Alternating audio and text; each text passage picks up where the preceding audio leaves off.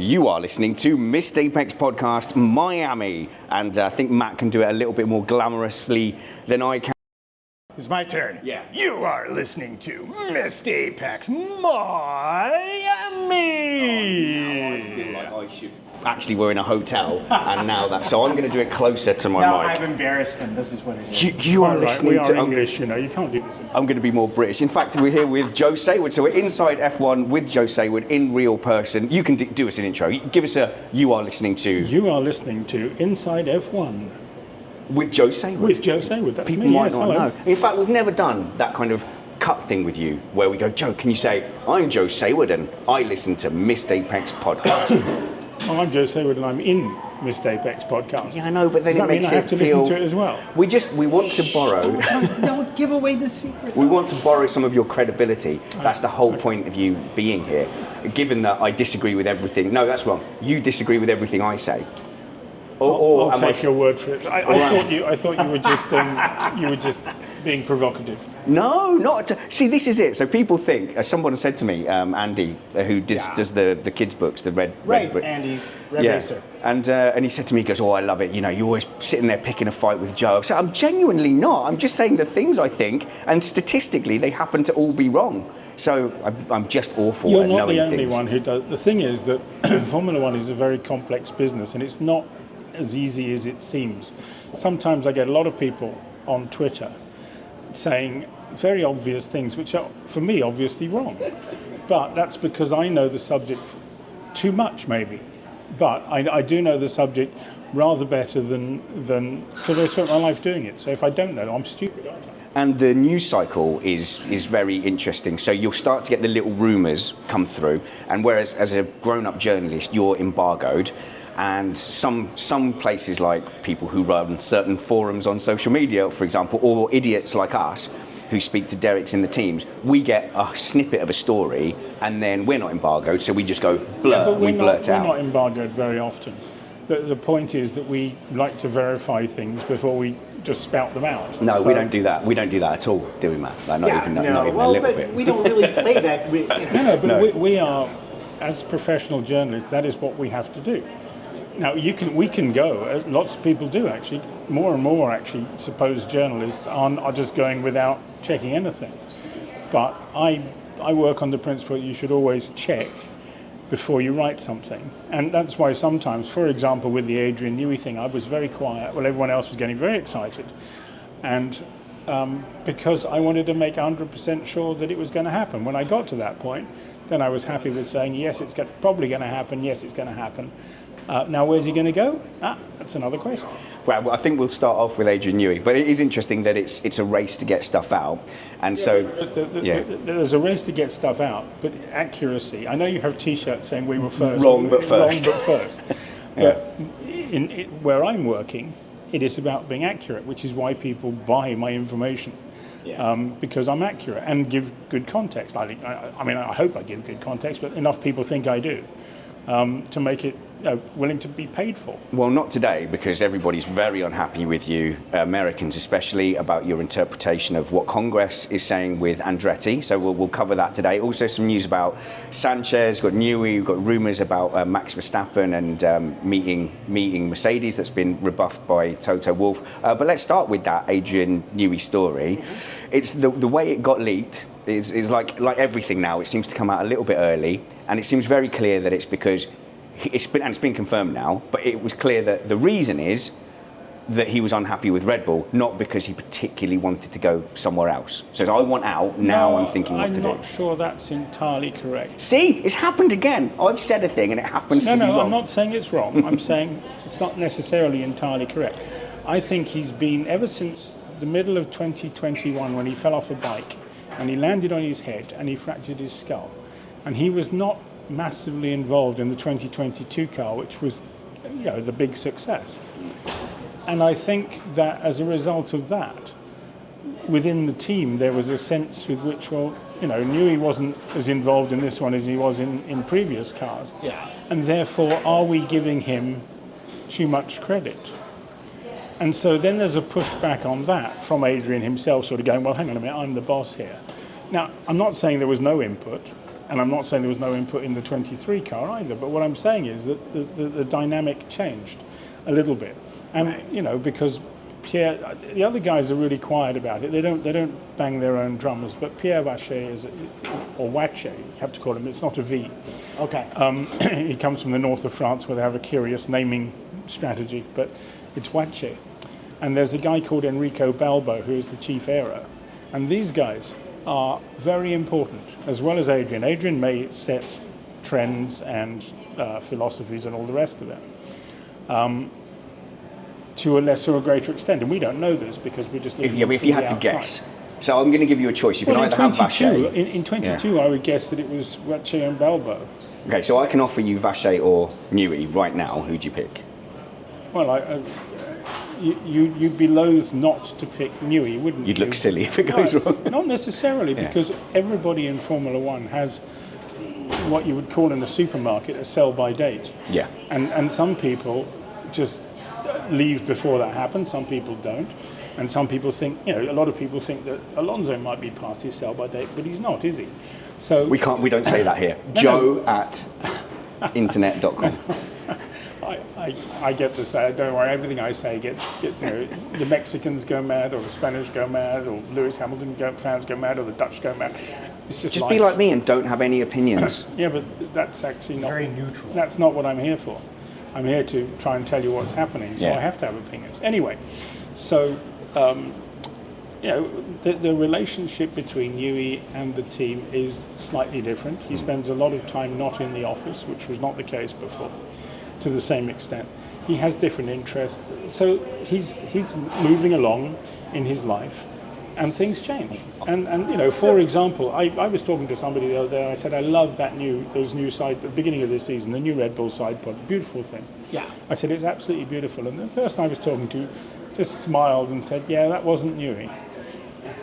Yeah. And they don't make a fuss about it, but you know, the fact is that he doesn't do every single thing on every car. Now, he's still friends with Christian Horner, as much as I can tell, and it looks like there's been an agreement between them to let him go in a sensible fashion. I mean, you can see why. The timing is obvious, really. It's been announced, but it was, you know, leaked a few days before. You just add 12 months, and 12 months from now he can then start working on a 26 car somewhere else. So I don't think he's retiring, even if he's bought a fancy yacht. Yes. And it's a very, very fancy yacht. And Eddie Jordan, his manager, also had one of these yachts.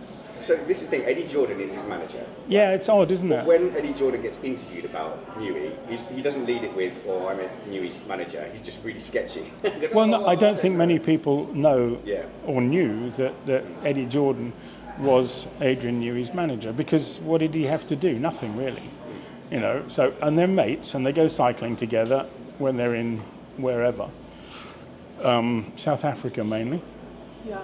And they've known each other forever. They haven't worked together, but you know, they both have a yachting thing going on. So, and they both like money, clearly. So, but Adrian's not. He's a little bit otherworldly when it comes to real world stuff. He's not. He's very good at what he does, but you know, he's not somebody who goes home and worries about paying, you know, the gas bill or something like that. So other people tend to do stuff around him, which is protecting him, which is good because he wants to be able to focus. And that was true along the way. You know, the only place where he didn't really have proper protection, I would have said, would have been when he was at Leighton House, way back. And then he got fired from Leighton House because it was Leighton House, some context. March F1 back in the before you were born. No, I remember playing video games that had. Yes, well, they were a very funny colour, sort of greeny colour, and he designed one which was very quick, but only occasionally. And Ivan Capelli led or nearly led the French Grand Prix in one, and then, but generally speaking, it wasn't very good because he hadn't yet figured out all the details to make it perfect. But that concept went on to the Williams.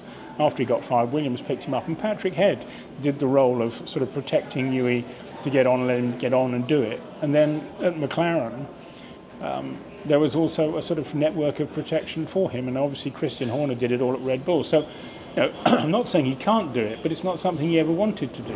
So, do you know where the friction has come within the Red Bull team between him being unhappy with what's going on now? Is it because I got the impression that the engineering staff, even though they do most of the work, were very, as you say, protective of him. Right. So I think, listen, when you've got a guy with that much of a record behind him, you don't go out and undermine him. But people have been leaving over time. Dan Fallows left, Marshall left to go to McLaren. People leave because they get good offers, and they're thinking to themselves, well, I can't go any further here because Newey's in my way. And so, I'm not saying it's just a natural way of companies developing. Whereas if you have someone in the way, the people who are not who are trying to get that job will move elsewhere to get the job. I have a question, sir. Richard, Mr. Apex Yes. podcast. Yes. So my rumour mill is not as good as yours, but a Derek at Red Bull said to me that perhaps Adrian Newey might want to be team principal at Red Bull and had his eye on that. Does that sound impossible? It sounds rather unlikely because I don't see Adrian as in a team principal role. He might see. I mean, you never know. But he doesn't push himself. You've got to be a celebrity almost now to do that. Not always, but you have to have certain characteristics, and I don't think Adrian's got enough of them. But that doesn't mean that Adrian doesn't think he's got enough of them, because lots of people think they could be team principals, but they don't have the necessary things. It's just one of those things about life that a lot of people have ambitions and an ego that doesn't necessarily fit what they think it fits. Okay, right. See, I'm here because I'm here and I can see Joe. I can get more tells if he's lying. So, Joe, have you heard anything? I don't tell lies. He does. He lies to my face a lot. Right. No, I don't, because I never see you. No, that's a good point. So the screen normally protects him, but right now we can see. Yes. Do you know where Newey is likely to go? No. However, I have my suspicions. Right. Tell us your suspicions. There are basically, or there were until a couple of days ago, 4 options, which I can imagine.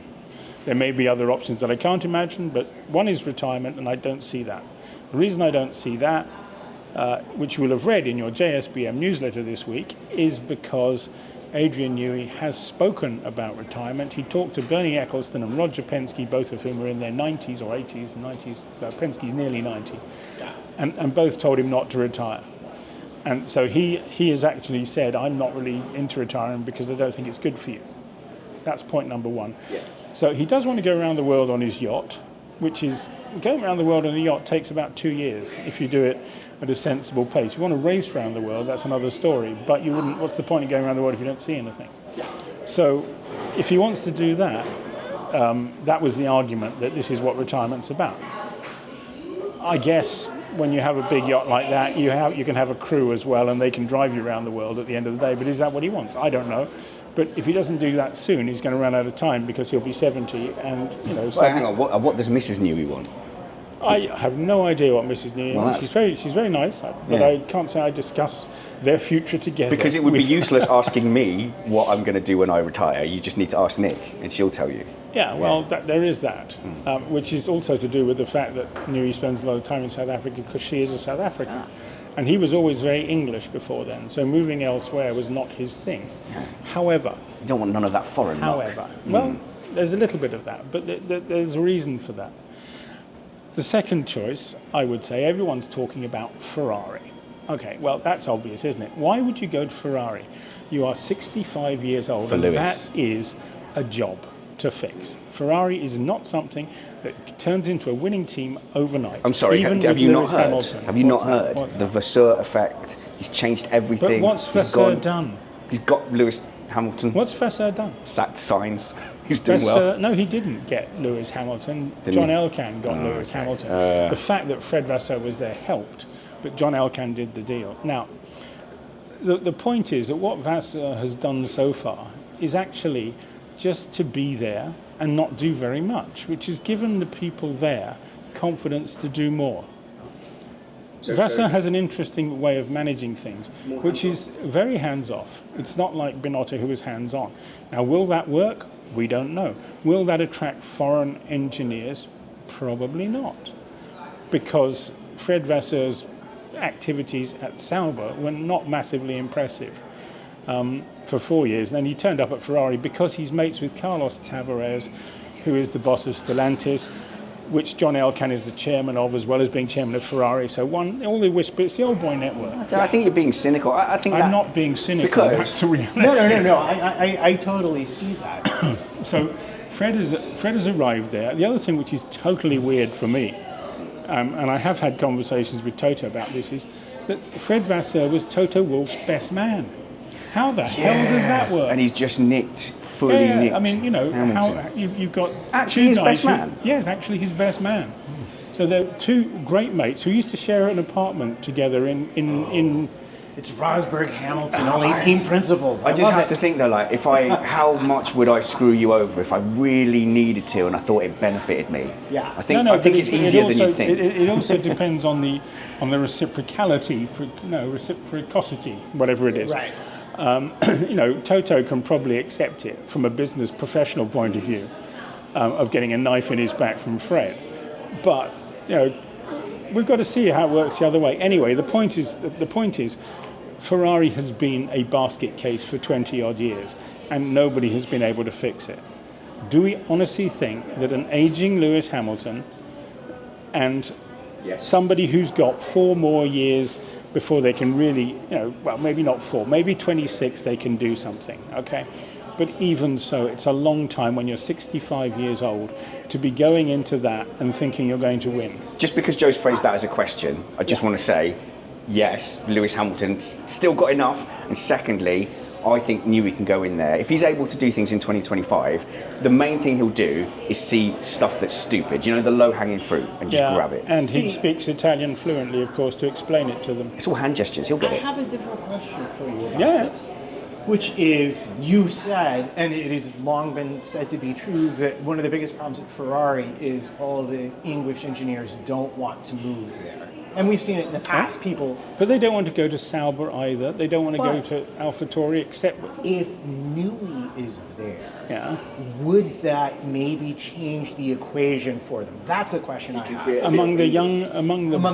Among the bright, brilliant young engineers, would that make a difference? No, because will Newey really be there? Because he's not... Is he going to live in Italy, or is he going to live in Monaco and travel across the border? Does he want to live in Monaco? Has everyone forgotten the fact that the Italians took him to court for about 7 years after Senna died? And that made a big impact on Adrian Newey, because not only were there appeals, and it was involuntary manslaughter charges. Not only was he survived the initial case, he survived an appeal, and there was even an attempt as long ago as 2003 or 4 to revive that. If that had happened to me, I would have problems with that country, because the other thing is, what happens if a Ferrari crashes and somebody gets hurt when he's down there? That's not good, and there's a lot of that in there too. Now, maybe somebody has found a deal where he would be happy with it, with tons of money. But let me just put it another way. Let's look at the other options. Toto Wolff says he's not interested in Mercedes. As of 2 days ago, he said he doesn't want Newey, which either means that he doesn't want Newey or that Newey's turned him down. Okay, it probably means Newey's turned him down, but whatever the case, it's off the table. So there's no point in discussing it. What about this meeting that's meant to be happening on Monday? No, it's all off the table. No. The staff. Toto Wolff said 2 days ago, 3 days ago, that he's not interested in Newey. So end of story. Unless Toto doesn't lie like that out, he's cleverer than that. So we're left with the other option, Aston Martin. Okay, let's have a look at Aston Martin. What does Adrian Newey like to do? He likes to create things. He likes to do lots of different things. He's doing with Red Bull, he's been mixed up with America's Cup yachting. He's doing a road car. He's doing the Formula One. Okay, that's all great. Let's look at Aston Martin. What have they got which is attractive to Adrian Newey? First of all, they can have a yacht program anytime they like, because Lawrence Stroll's got more money than sense. they have road cars. Not only do they have road cars, but they have Adrian Newey's road car. The original Valkyrie and Valhalla is an Aston Martin car designed by Adrian Newey. And what are they doing with that car? They're going to Le Mans with it. What's the one race that Adrian Newey has never won, which would perfectly finish his portfolio? Le Mans in one of his own cars. Hold on. This is ruining my Ferrari dream. I know it's ruining my Ferrari dream, but that's tough. Third of all, fifth of all, whatever it is. Stroll's got tons of money, and the other one, which I think is very telling, is in an interview at the same time he was talking about retirement, he was talking about his career and who he'd like to work with, and he said the one guy he'd really want to work with is Fernando Alonso, because he considers him to be an extraordinary racing driver, which most of us do. Whether we like him is another matter, and whether he likes us is another matter, but most of us consider him to be an extraordinary racing driver. Newey wants to work with him, or wanted to work with him in November last year. So we have all these elements together, and it's in England, and it's got Dan Fallows, who is Newey's number 2 for many years, I mean like 15, 20 years. You have Martin Whitmarsh, who's running Aston Martin Formula One, who was Newey's protector at McLaren. What else do you need? The only thing they haven't got is a good second driver. Well, poor Dan Fallows, though, if he's gone over there to get away from Newey, That's and then true. he goes, so But Dan Fallows is a very brilliant guy, but they got lost on aero in the middle of last year, and they had to bring Andrew Green back in to fix the whole sort of overall thing. So maybe all what you're saying is true, but in the overall scheme of things, I see Newey much more likely to go to Aston than going to Ferrari. However, you cannot judge.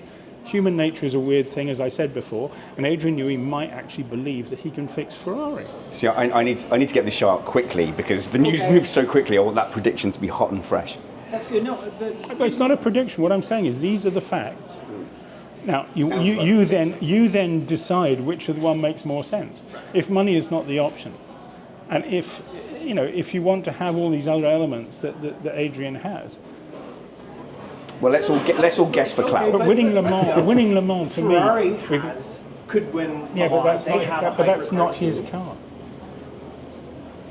The Valkyrie is his car. He designed it. He also could design another road car because Marek Reichman, who's the chief designer, he has some fancy title like chief artistic officer or one of these things. And he just it's actually creative. It's creative. That's what it is. I wish I had staff. and Marek Reichman is there. He's in charge of all the road cars. So Adrian wants to do another road car. He can do another road car. So he can have everything he wants at Aston Martin. The only thing wrong with Aston Martin is the fact that they've got a poor second driver. Well, they haven't, because if you listen to Mike Crack, he's always telling you how great Lance Stroll is. Well, this is it. And when Schaffner was there, you have to say that. Everybody says when their salary is being paid by the man who is the father of the said driver, everyone will say what is required of them. And they do not like people from the outside saying, actually, this is all a load of tosh. Because he's not good enough. And that's 7 years of Formula One now. Most people get 2 maximum. Ask Logan Sargent. Yeah, I mean, I'm not going to start. Ask Guan Yu Zhou, ask whoever. This guy's had all the chances and he hasn't delivered enough. Yeah. But he's still there, and he will continue to be there as long as Daddy is in charge. You really hit the nail on the head there. I'm not going to start naming pay drivers because people will always argue that they weren't. But when you identify in your mind what you think a pay driver is and you think of their career, 1, 2, 3 seasons tops seems to be the shelf life. I think Chilton, put it for that, there you go, that's a good one. No one's going to argue with me there. Hang on, that is a pure pay driver. I mean, he was vaguely good.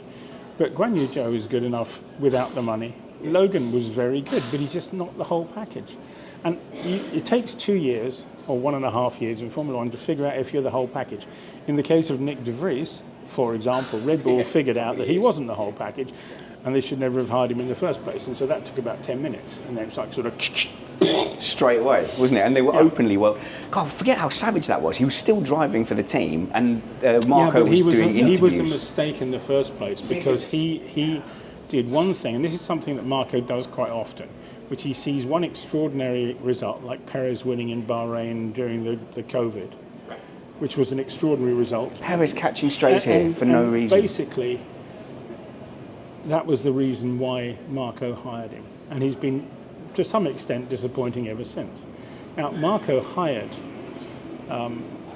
Nick de Vries because he finished 4th or 5th at Monza. Right. When the ever unlucky Alex Albon had appendicitis. Alex Albon would have got a better result at Monza, but he didn't because he had appendicitis. And you can prove that. Why he's so good now, just like science, he had his appendix out. It made him lighter. Exactly. Yeah. Anyway, so that's what I think on the Newey situation. We'll see how it all plays out, and I may be wrong, but that's, I'm looking at the facts and I'm trying to be dispassionate about it. Just saying, this is what makes sense to me.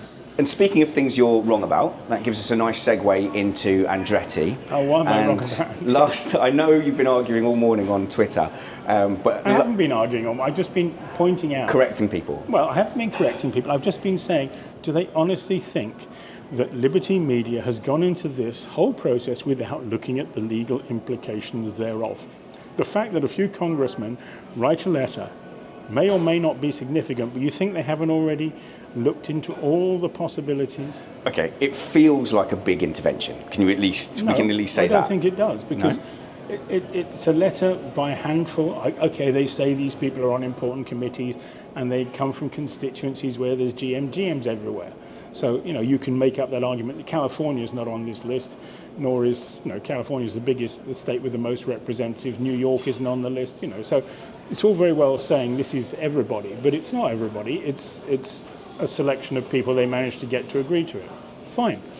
But do you honestly think that this is about that? The only thing they could worry about, maybe, is that Liberty is trying to buy MotoGP, and there are some competition issues involved in that, maybe. And maybe this is, given the timing of it, maybe Andretti is trying to use that as a lever to get through the door. It ain't going to work. It's not going to. It's just going to annoy Formula One more. Michael Andretti has done it wrong from the start. He has come like a bull head on and been told not to by any number of people. Don't do it this way. Do it the way. And at the end of the day, the biggest problem of all is that people who have the power think that Andretti is coming in because you can turn 500 million investment into something worth $1 billion, $2 billion, $5 billion, whatever. And that's what it is. They don't think that what he will deliver, they don't think what he will deliver for Formula One is worth giving him an entry which will double in the value of what he's put in. In other words, they think it's a money grab. And he thinks it's a money grab the other way around because they won't let him grab money. I mean, but all of Formula One is a money grab. No, it's not. No, it's not. It's not a money. No, it's not a money grab like this.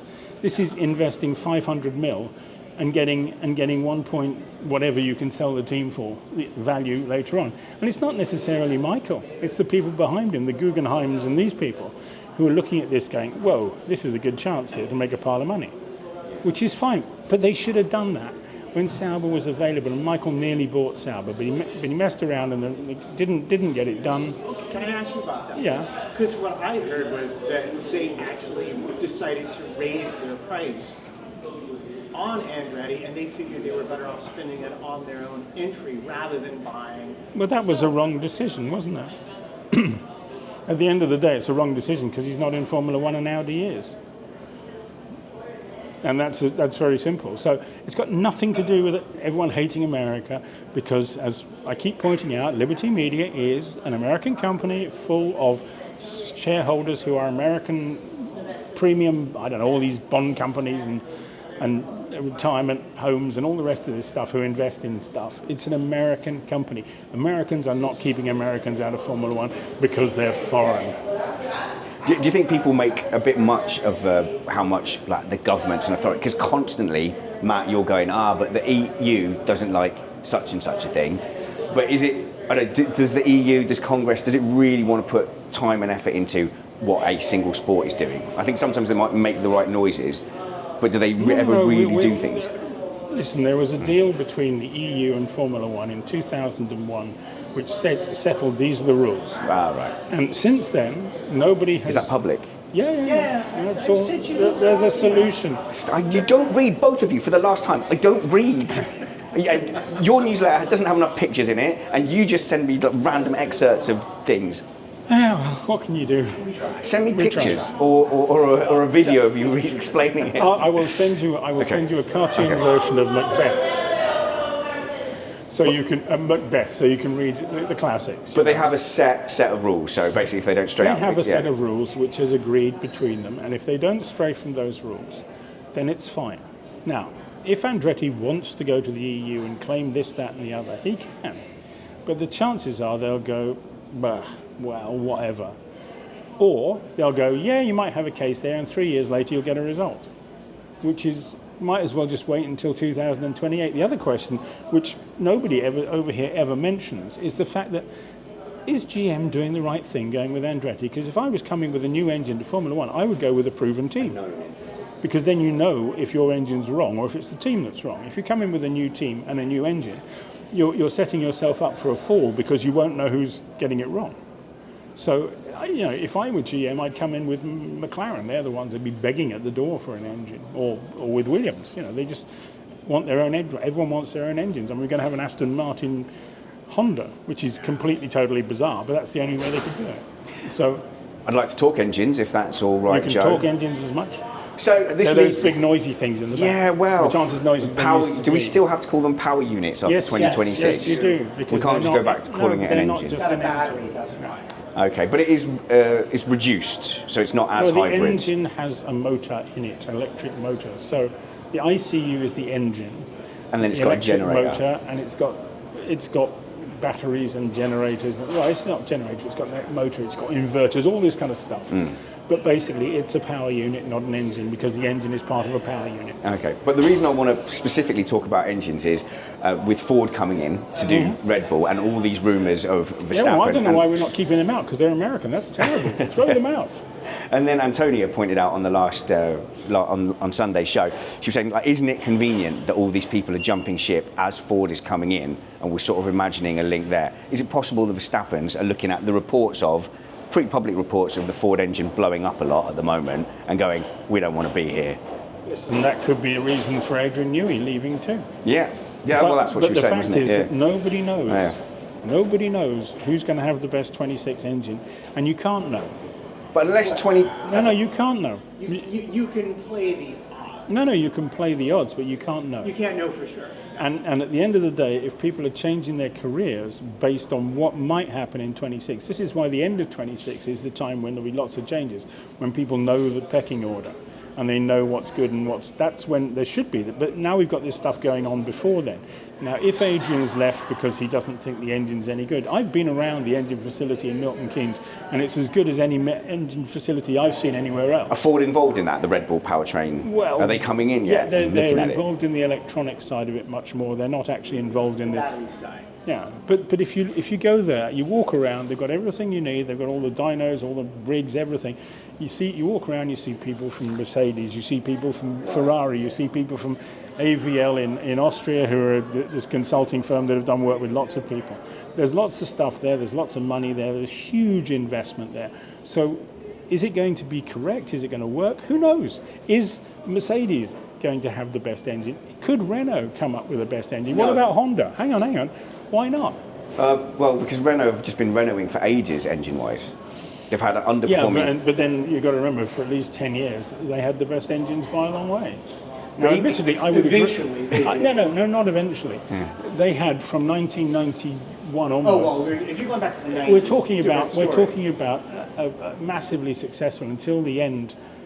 Renault was still winning with Red Bull into 13, 10, whatever. But wasn't Red Bull desperately unhappy with Renault during that whole time? At one point, at the end of it, they were, because it was no longer any good. But when they were winning their championships with Vettel, they were quite happy. Well, that was a Tag Heuer, completely different. Sorry, we're arguing about this. My memory of the V8s is it took Renault a while to catch up, but then when they discovered Red Bull discovered that they knew a lot about blown diffusers and partially deactivated cylinders from their rallying. That's when the package came together. No, I think that at the end of the day, their engine was always competitive, and that was the key. Right now, their engine is not competitive. And the other thing that's key is the mentality within Renault Sport, which for many years was driven by Bernard Dudot. Right from the very early days, in the early 80s, Dudot was the man, and he trained an entire generation. Now that generation, Dudot people are no longer there, they've all retired, or died, and they're not there anymore. So the mentality maybe has changed, and this is, Renault tends to have a mentality as a company. It's a government job, it's bureaucrats, it's what the French call fonctionnaires. They go home at 5. They have holidays when normal people have holidays. They do stuff that other racing teams don't do. So I think this is part of the problem between Enstone and Viry-Châtillon, is that people see Viry-Châtillon as being a bunch of French fonctionnaires who aren't doing the job properly. Now, whether that's right or fair is another matter, but that's how they view it. I know I have experience of mixed British continental engineering teams, and the approach is different. I mean, let's be fair, we're mocking people for having a life and a work-life balance, whereas I'm not always sure the British mentality is correct. We're not mocking them. It's just that the Formula One mentality, it's got nothing to do with nationality. The Formula One mentality is get it done. Yes. And get it done no matter what it takes. And if that involves throwing the family on the bonfire, whatever. No, but that's how it is. And you have to understand. Well, at least that's the title of the episode, sorted, isn't it? Joe says, throw kids on a bonfire. No, but that's how it is. Yeah. And if you look at the messed up lives you see in Formula One as a result of it, my own included, I can happily tell you. Everyone in Formula One who's been there a long time has been divorced, or almost everybody. There's very few. Well, I'm sure you don't regret that, Joe. I know your wife's a listener. I don't regret that at all. But the fact is that you give an awful lot to be part of Formula One, and to be successful in Formula One, you give a hell of a lot. And as a result of it, you get a lot of strange people too, who aren't normal. But that's why Formula One is the fascination that it is, because it's full of slightly nutty people. It's a life less ordinary, and I think it's quite similar to a military mentality as well. So from the outside, if you've got a 9-to-5 job and you're talking about the increase in races, yes, it's going to put strain on people, but if there's a group of people who are more equipped mentally to take on a little bit more, it's possibly not as critical as we're thinking from the outside. A team's starting to feel the strain now in this Liberty, more race era. Well, it's been growing long before Liberty. Yeah, when I was a kid, it was like, 15 races maybe in the 90s? It was 16. 15, 16. It was generally stuck at 16 for a long time, but 10 of them were in Europe, so it was not that difficult. At the time, we thought it was difficult because, we had nothing to compare it with. Now, we're doing 24 with less, I don't know what it is now, 9, 8 in Europe. Yeah. It's going to get less in Europe too. Yeah. And we're flying around the world, and we're busting ourselves, and our time zones are mad. And here we are in Miami, and in the last 8 weeks, I have been to Australia and back. I have been to Japan and back. I have been to China and back, and now I've gone the other way to Miami, and I'll be going back again in 3 days' time. That time clocks. We are all weirdos. To be able to survive this, we are all completely mad. I'm not used to jet lag, and I was up for 24 hours in the end yesterday, and I didn't realise it until it got to 11 p.m. But we were at a panel, I won't name the person, but working for F1, and at the moment, people from F1 are all making the same kind of noises. It's about bringing it to the people. Actually, those European circuits, they're a little bit, they're far away, they're inconvenient, but they're all just doing this little drumbeat. Every new track that comes up is a street track. Maybe the European tracks can alternate. Maybe you can have Spa and Zandvoort. Listen, we're going to have Spa and Zandvoort alternating for sure. We're going to have one Italian Grand Prix only, not two. We might even lose Monaco, and I am not kidding. Oh no! No. But Monaco is, for me, as much as I don't like working there, and as much as it's never a great race, it's still part of Formula One. Can I say I really enjoyed the Formula E race there, and so having not grown up in an era where you could have good racing at Monaco to see the Formula E cars, right? You go, that must be why people Did were they get watching up in the there. hill? That's gone. Those days are gone. Those days, I'm just checking. And they just do checking. use the full circuit as They well. use a thicker Yeah. rubber band so they can twist it around. They have more hamsters. They've got more hamsters They in used there. the whole But- circuit, did they? Yeah, they did use the whole circuit, and it was good racing. They have done for a while. well, But so I'm from not a that, huge follower. I can see that if you were following F1 in the 70s and 80s, I go, I can see the appeal. But since I've been watching, But if you go there and you watch these guys, yeah, you've got to be there to see what these guys do with their cars going through those streets and the margins. It's just. Oh no, the Formula E drivers didn't care about the margins. They just in the crashed wall. into Yeah, things. But, yeah. but yeah, what I'm saying is that Formula One at Monaco is astonishing, and it's still one of the most impressive things you will ever see, because you just go, these guys are all mad. But okay, they can't overtake. Yes, it's true, they can't overtake. But what they're actually doing is astonishing, and so it does have a value. Having said that, Monaco's own view of its own value is way Inflated. We are going to get to a point, I think, where basically the European historic tracks are going to be the exception, and they're going to be, hey, but look, remember these historic tracks? But having said that, when everybody gets so excited about the street circuit, Madrid is not a street circuit. Madrid is a parkland circuit, like It's going Albert past Park. factories, Joe. Yeah, you but have to go through a drive-through Costa. But you have a look at the actual plans, not what the blah blah blah is. More Sochi-esque, is it? No, Sochi was a strange one, but it's not a parkland circuit. Albert Park, Montreal, these are the kind of circuits that Formula One wants and needs. Singapore has got it slightly wrong in as much as it cuts arteries in the city, and that causes problems. But they're not going to change it, and because they know it's been very successful. But what they're doing, everyone's looking for an Albert Park. So a little bit Because off. Albert Park is just there is one road that goes through the middle, which is a kind of an artery, but they can live without it. It is something near the centre of town with public transportation, which is really important, and it is something that gives you a bit of everything in the middle of a town, and that's great for everybody, and that's what everybody wants. That's why everybody goes to have a look at Albert Park when they're planning to do a Grand Prix, because that's the way to do it. And Australia got there years ahead of everybody else. Yeah, so they're also Dominicali making noises about the sprint races as well. I can imagine every street circuit being a sprint race. I'm not a big fan of sprint races, I have to say, but when you look at the numbers, and that's their job, let's face it, their job is to get more people watching, and more people watch because there's more races. Yeah, but I'm a hostage. I watch because I need to. But, I'm an addict. You know, okay, you're a hostage and an addict because you need to. You don't need And to. I need to watch every competitive session. I can't miss it. Okay, well that have makes physical you, that pain makes you if I can't. slightly weird. But if you're a normal fan, you can miss a couple of races here and there. It doesn't ruin your life. Okay, can I just get some feedback on that? If you've been watching for a few years, can you miss a race? So I'm sure there are NASCAR fans that, with 38 races a year, they can miss a race. Well, they're all very old now, NASCAR fans. Yeah, maybe. As a football fan, there's 3 million, Joe, 3 million NASCAR viewers. Yeah, I know, but they're all. If you look at the demographics of it, it's scary. okay. It's scary Yeah. old. But Formula One has gone the other way. NASCAR's going the down. other way. It's scary. Football fan, I can definitely miss a match and just find out what the result was, and I want to tune into like the big ones. You know, if you look at Colchester United when Wrexham visited Ryan Reynolds' team, I'm not sure that people all over the world who listen to this are going to know anything that about is Colchester United and disgusting Wrexham. slander. So when Wrexham turned up because of the Netflix, you get a spike like that. This is a bit like Yeah. quoting characters from Coronation Street, which doesn't mean much in Azerbaijan and people listening in. Our does it? American listeners and viewers are used to that. So it could be that Formula One becomes like that, where it's a sport that you can pick up and put down and just No, go it to the big ticket event. it tends to be a sport that sucks people in, but it is sucking people in. And all these people saying, Formula One's finished, I'm never going to watch again. Well, who the hell is watching? Because the numbers go up all the time, and the grandstands are full everywhere. You know, somebody's watching, somebody's drawn in, somebody's fascinated.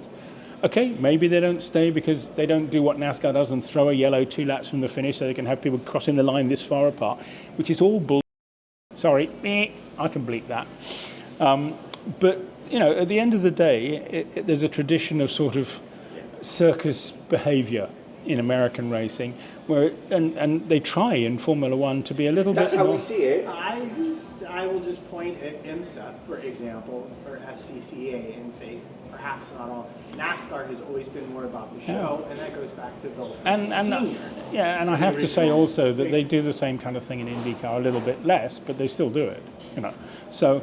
The fact is that it's less. People have less of an aversion to it in the US than they do in Formula One, and Formula One has not gone down that path of trying to. I mean, the biggest upset of all in recent years was caused because they didn't have a red flag at the right point for some people. No, but they did restart it when it couldn't be restarted. But that is the fact is they were trying to end that race not under yellow. Here we go. Well, let's not do this. Let's not do this, Joe. Let's not do this, Joe. Because I'm bored with that. And there's no answers to it. We've definitely noticed since Liberty. I doubt if this is not deliberate. Err on the side of safety car, because what was the last Grand Prix that's that we just had? Not Liberty. No. Liberty has no say. That's the you think? A little nudge? That is little the nudge? No, there's no nudging like that. These people don't like each other. For goodness sake, I mean, have a look at what's been going on in the last year and a half. You're not talking about organisations that nudge one another. They hit each other Before over the head the with current spanners. president might have been a bit closer. Because the previous president didn't get involved in the same way. He was clever enough to stand back and go, just let them get on with it. And we'll take the money and we'll do what we want to do. And he was a clever guy. Joe, that's all I'll say. Joe, we're out of time, but I do want to get a couple of predictions from you then. So where's Adrian Newey going? I don't know. Oh, come on, play the game. Okay, Aston Martin is where he should go. Oh, I like that. He's wrong, though. Ferrari, excellent, good. And Verstappen may or may not have a meeting with Mercedes. Where's he going? Well, Max Verstappen's going to stay winning until Red Bull stops winning.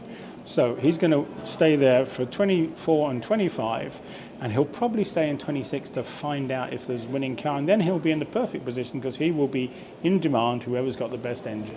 Slight counter, if Mercedes win the championship with Antonelli in 26, why do they need Verstappen?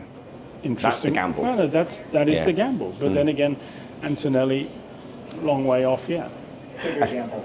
Yeah, and the reason I'm not sure it is, but The reason I'm not saying Russell is, if they have faith in Russell, why are they talking to Verstappen?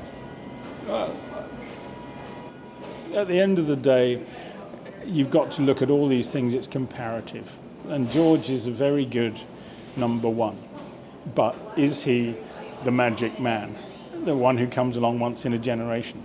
Now they think that Antonelli is. Verstappen clearly is. Hamilton clearly is. You can argue that Alonso was, and maybe still is. Joe Saward at Gmail or whatever. Joe. I'm scared. Thank you so much for your time. Can you plug all the things, get people to check out that wonderful newsletter? And the newsletter is all the people who complain and want things understood. And you can't explain things on Twitter. Sorry, for people who can't read more than 200 words, you can't explain things. So if you want to know how things happen and why things happen, the JSBM newsletter, flatoutpublishing.com. Okay. So just a warning, just to be clear, it is a bit wordy, but if you can handle that, do that. Go and follow Joe at Joe Saward on Twitter. Go and follow Matt at MattPT55, and me. I'm still the best one, even when Joe's on. And may I say, the Green Notebook, which is if you want to get a flavour of Formula One travelling around the world, and a bit of news just to draw you into the notebook, or the JSBM. That's the way. I actually agree. That's your best work. That is your best work. That's the one I'll actually sit and read with a coffee. Not just scan it. It's not my best work, but what it hints at my best work. No, I think in another world you're just doing pure travelogues without the F1 and just like. I could perhaps, if there was a market, be a travel writer because I enjoy doing it, but I'm not. So, and I'm not going to start now at my age trying to be a travel writer. Anyway, you interrupted me plugging myself. I did. Follow me at Spanners Ready, Richard Ready on Instagram and Facebook. Until we see you next, work hard, be kind, and have fun. This was Inside F1 with Joe and that guy and me.